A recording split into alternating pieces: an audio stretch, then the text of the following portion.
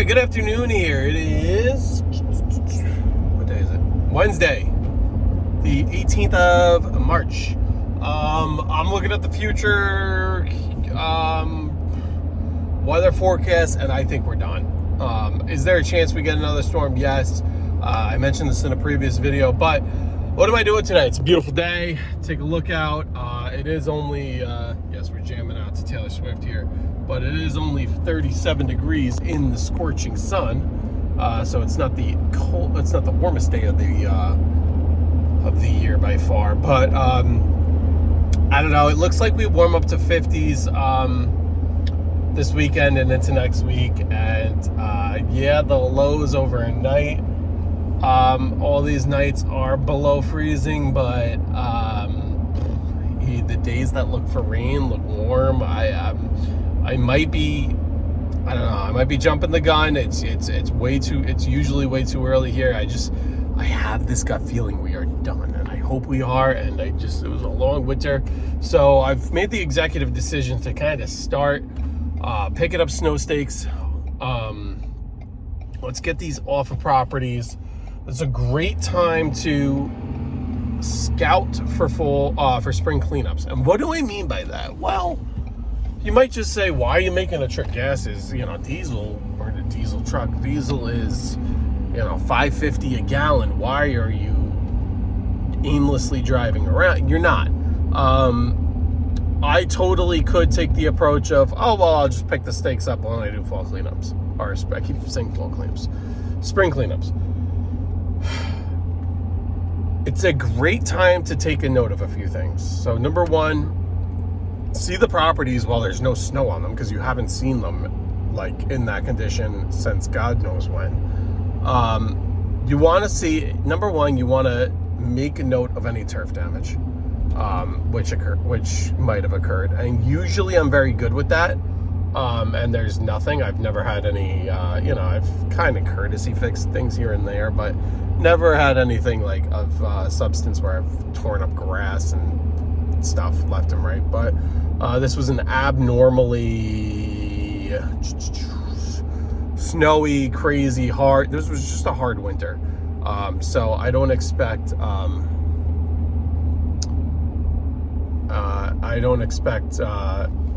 That I basically expect to make a few repairs, and that's okay. And that's, we've had a few bigger snow events, not just like the 2 to 4, 4 to 6s.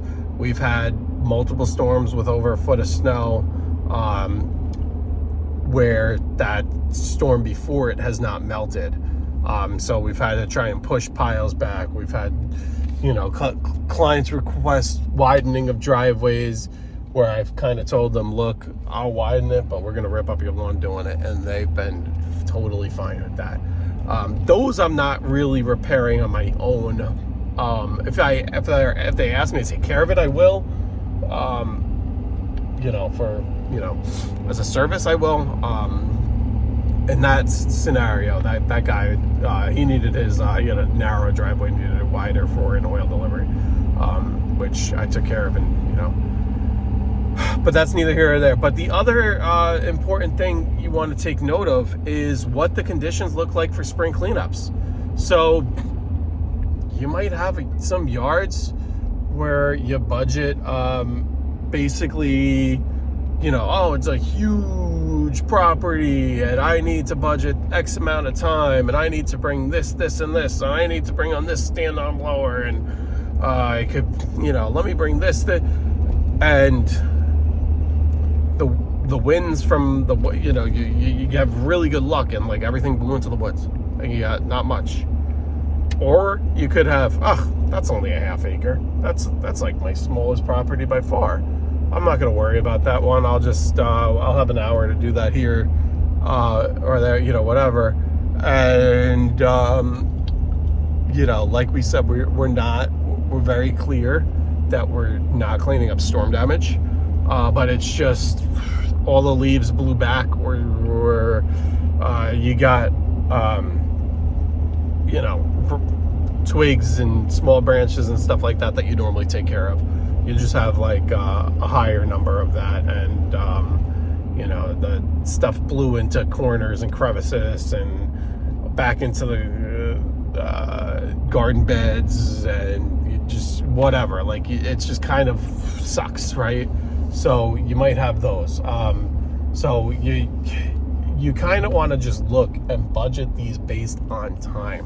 You know, just get an eye. You're not going to know exactly how long it takes you, and you never know. Like, this property I'm going to is a relatively easy property because the property itself is, I don't know, a few acres, but in terms of like the actual yard is small. Yeah, like if they have, let's say they have 3 or 4 acres, they might only have a ½ acre of property that I actually service and take care of, but they're on the top of this mountain here, and all freaking fall, the winds were not in my favor. It was blowing up the top of the mountain. It was blowing against me, basically, the winds.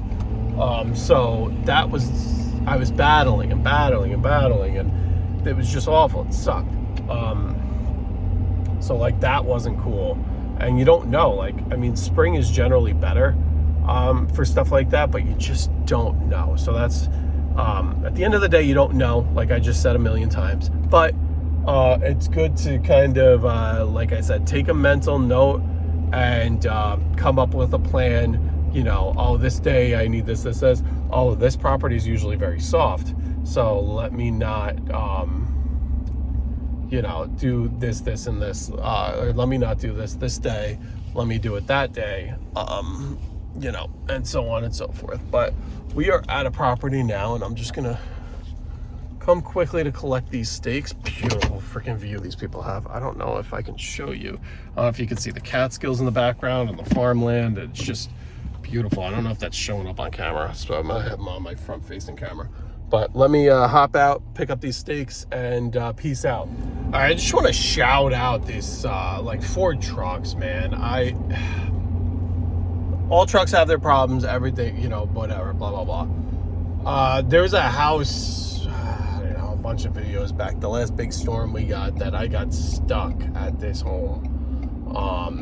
When I was able to get myself out. And today was actually my first day back, because we only had one small storm since, and that one was kind of borderline, and I gave everybody the option, and they opted not to have me come, which is good for me, good for them, great. But basically, they're midway up a mountain, like a pretty good mountain, pretty good grade, and their driveway going up from the road is half paved, and then when it levels out, it goes into this very large kind of gravel. It used to be just it has a gravel base under it, and then over the top of the gravel is like a larger, what do you call it? Like a river rock, or like just some kind of decorative rock. Anyway, so that makes plowing gravel is tricky enough. Matt, forget about the larger stones. But that's not what I'm talking about. I'm talking about when I got stuck today. I go there. Now, granted, it could have gotten a lot worse with their vehicles in and out. I have no idea what they drive. Never seen them have a car. You have to have a car. I mean, like, a store is 15 minutes by car from here, let alone anything else. You have to have a car here. I know they drive, obviously, but they, no idea what, because their cars, I guess, are always in the garage, but, or I should say their vehicles are always in the garage. When I turned around in that driveway today, my truck, I kid you not, exaggeration not, went into they have potholes. I'm going to use the word pothole, that the truck goes down to the effing frame. Wild. Like, I'm talking about half my tire. This truck has 33.5-inch tires on it that are stock. They're not, no lift kit, no nothing. Half the tire disappears and the truck drops to the frame. That is what I got stuck in. I don't know how I got out. I don't know how they're not destroying their vehicles, because this, an F-350 has relatively, you can make the argument a Wrangler or a Bronco, whatever, have higher clearance, yes. But as far as ground clearance goes, this thing is very good. From the factory, it's not a Tremor, but it's an FX4, whatever. But I don't know how they, even my daily driver to my real job is a Tiguan.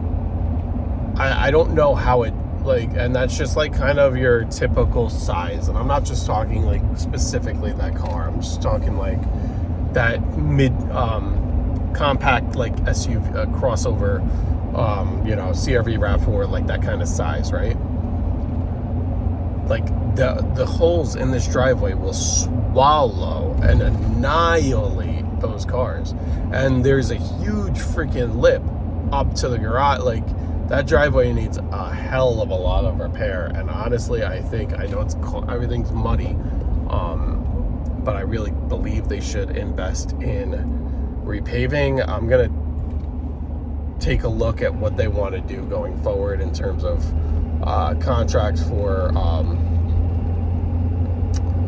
for a renewal next year, what pricing would be if I even consider taking it on. I really want them to pave that, or at least put some kind of maybe millings and compact. That driveway really needs repair, and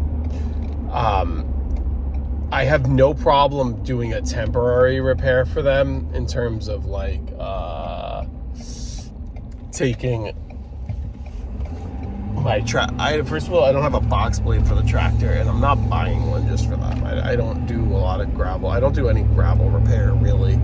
I have a rake that I could a combination with the bucket and dropping some loose fill into that, and then just raking it to level it out. I could do that, but that's just a real temporary fix. The amount of runoff coming down this mountain to them, which that's another problem that they need to address within itself. That's bigger than me. They're gonna need I could add drainage for them, but they haven't even asked that. This is just me hypothetically talking. Drainage is the issue, because if you redirect the water, you'll get less erosion is what essentially what they're getting in the driveway, right? You'll get less of that, but that starts from the top. That starts from above their property, and I don't know how you have to create a hell of a trench or something at the top of their property, and just not taking the camera on their property, but I'm just trying to think for a real company, a big company to do it. I don't know how they would bring equipment